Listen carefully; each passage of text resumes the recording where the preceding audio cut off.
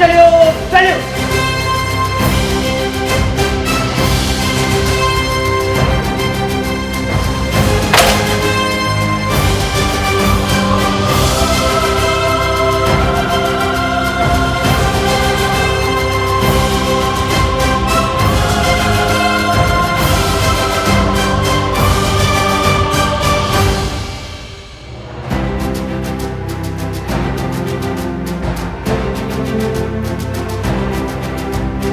நம்ம அந்த கம்ஃபர்ட் ஜோன்லேருந்து வெளியில் வரணும் அப்படின்னா கண்டிப்பாக நமக்கு லைஃப்பில் ஒரு எக்ஸ்ட்ராடினரி ஆப்பர்ச்சுனிட்டி நமக்கு கிடைக்கும்.